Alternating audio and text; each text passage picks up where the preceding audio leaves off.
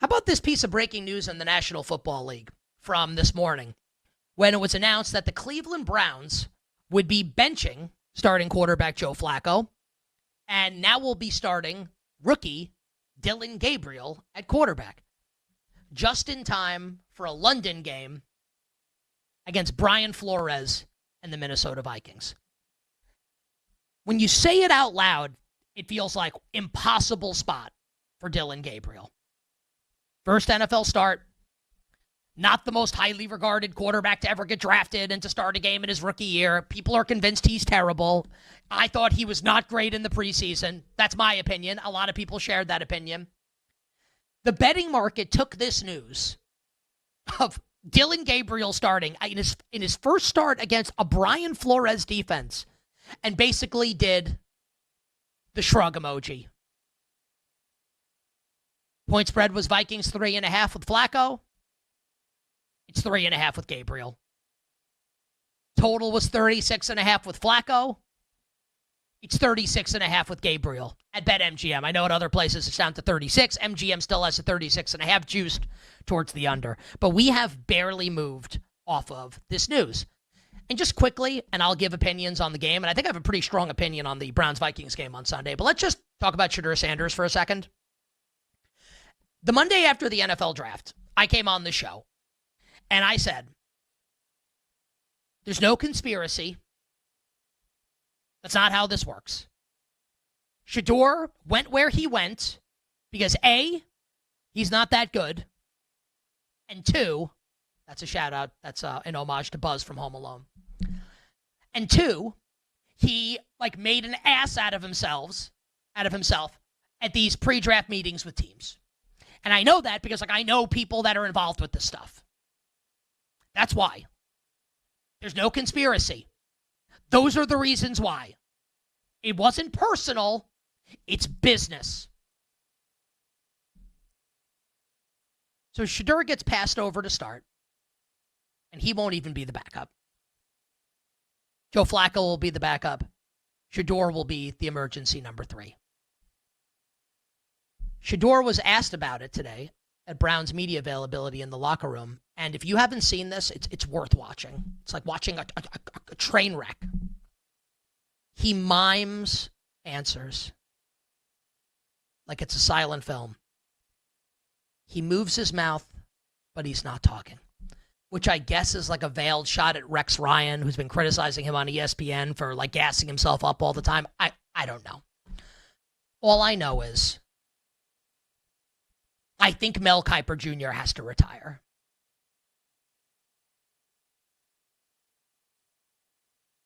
I don't know. I don't know how Mel takes the set again at ESPN to do draft work. He basically cried on the air. Like Jimmy Kimmel the day after Trump got elected. This is Mel Kiper when Shedeur gets passed over again in the 3rd round. He should win an Emmy for that performance. Does Mel Kiper get to go back on television after this? Maybe Shedeur's got the goods. We're going to find out because he's going to play this season. He's going to start games. I said that to you in April. He's going to play games this season for the Browns. Maybe he's got it. But I'll tell you what. This is why he went in the 5th round. And you can argue, and you can yell at a cloud, and you can get blue in the face. We told you what it was, and we were right. Period. End of story. What 3rd-string quarterback acts in this manner? Only him. It's just Shedeur. And that's why he is where he is. And it's not personal. I'd love to see him play. I hope he's great. The league will be so much more fun if Shedeur is awesome. I just don't see it happening. So as far as the game on Sunday goes, I want everybody to answer this question in your head. I'm going to ask it, and I'm going to lay out for a few seconds. How many points do you think the Browns are going to score on Sunday against Minnesota? My guess is that your guess, 13, 14, maybe 17. If the Cleveland Browns score 17 points on Sunday, they're not just covering. They're going to win. The Vikings' offensive line is in tatters. And we'll find out more over the course of the week. We'll see if they're able to get any of these guys back. We'll see. On the other side of the line is like an extraterrestrial named Myles Garrett, who's might actually not be human. I think he's playing the best football of his career. That's scary.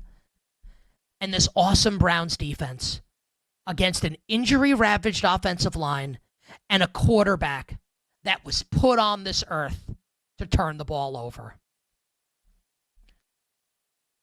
Now think about the way the Browns have been calling, Kevin Stefanski's been calling the Browns offense this year, even when they're trailing in games. And I want to give a hat tip, listening to the Underdog Football Show, they were talking about this, Josh Norris and Hayden Winks, that late in the game on Sunday against the Lions, when the Browns are trailing, and they're trailing by a lot, they're still running 12 personnel, 2 tight ends, and they're running the ball with Quinshon Judkins.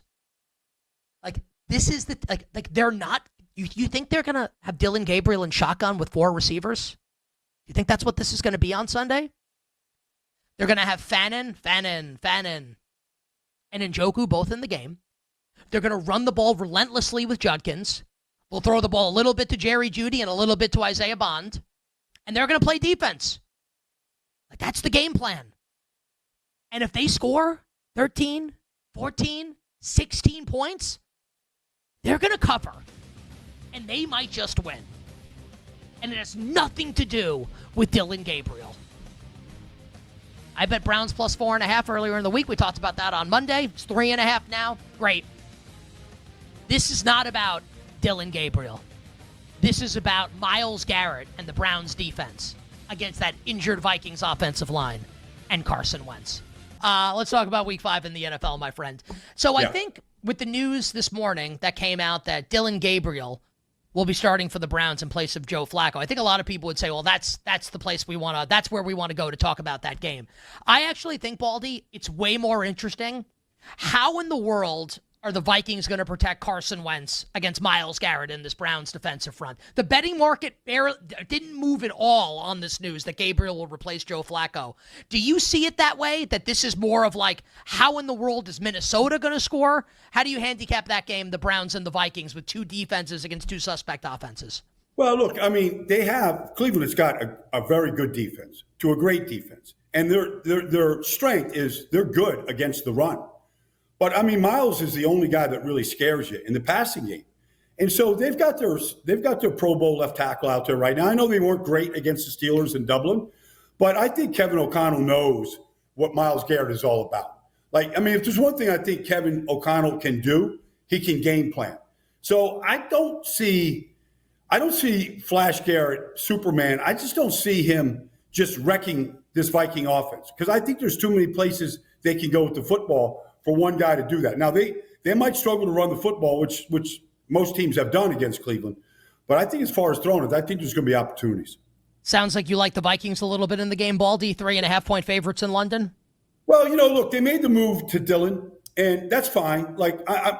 Eventually you got to go there anyways. But, I'm here because Joe Flacco lives 10 minutes from my house in New Jersey, and we're Jersey boys.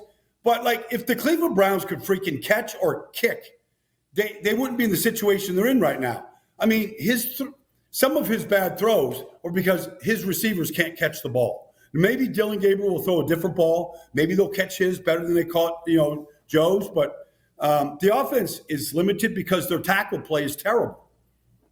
And all the drops, obviously, and the missed kicks cost them the Week 1 win against the Cincinnati Bengals, and maybe things would be different if that had happened. Just I don't want to do 3 questions on this game, but I feel like I have to ask you this. Maybe just 30 seconds, because it's not a football question.